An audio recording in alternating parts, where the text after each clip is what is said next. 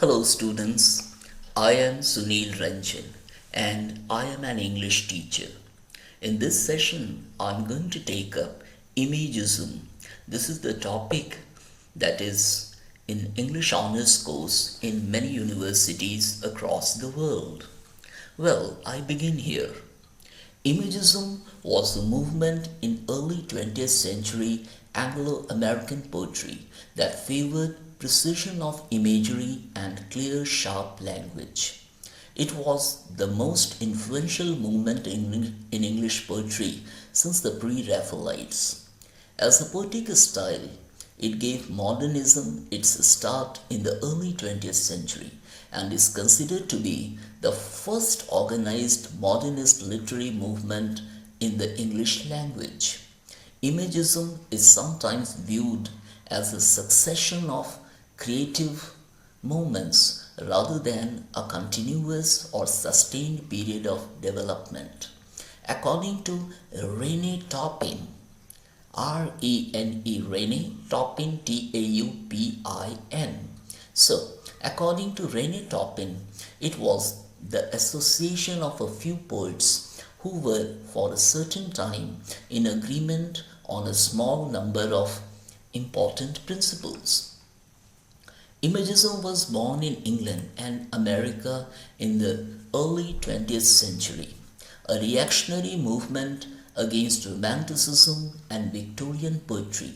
Imagism emphasized simplicity, clarity of expression, and precision through the use of exacting visual images.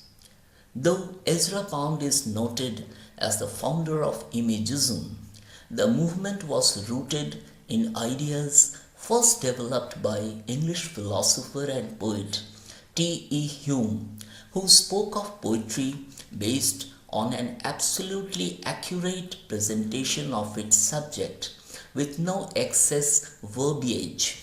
According to Hume, the language of poetry is a visual, concrete one.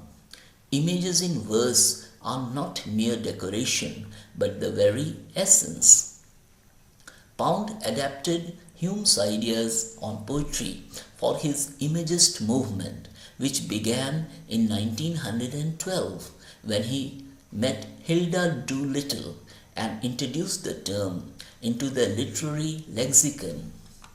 Imagism aimed to replace abstractions with concrete details that could be further explained through the use of figuration.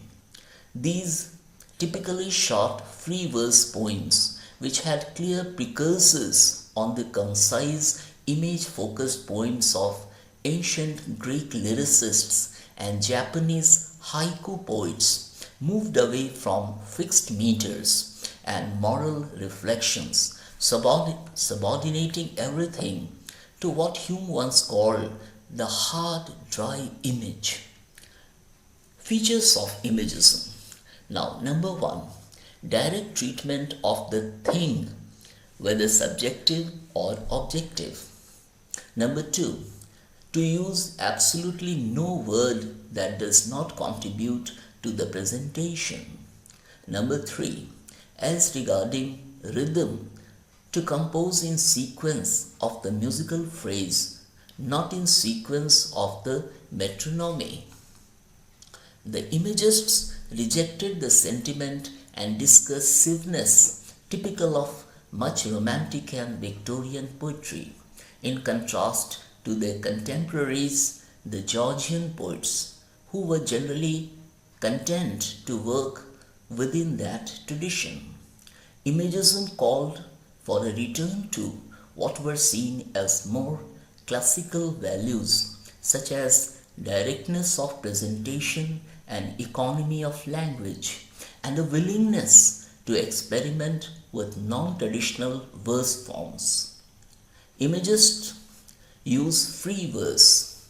A characteristic feature of Imagism is its attempt to isolate a single image to reveal its essence. Although Imagism isolates objects through the use of what Ezra Pound called luminous details, Imagist publications appearing between 1914 and 1917 featured works by many of the most prominent modernist figures in poetry and other fields. They included Ezra Pound, Hilda Doolittle, Ford Madox Ford, William Carlos Williams, F.S. Flint, and T.E. Hume. The Imagists were centered in London, with members from Great Britain, Ireland, and the United States of America. So here comes the end of the chapter on Imagism, and I hope you understood the text. And so if you have subscribed to my channel, well, fine. If you haven't, I will suggest you to subscribe to my channel so that in the time to come you get a lot more about literature. Thank you. Thank you very much.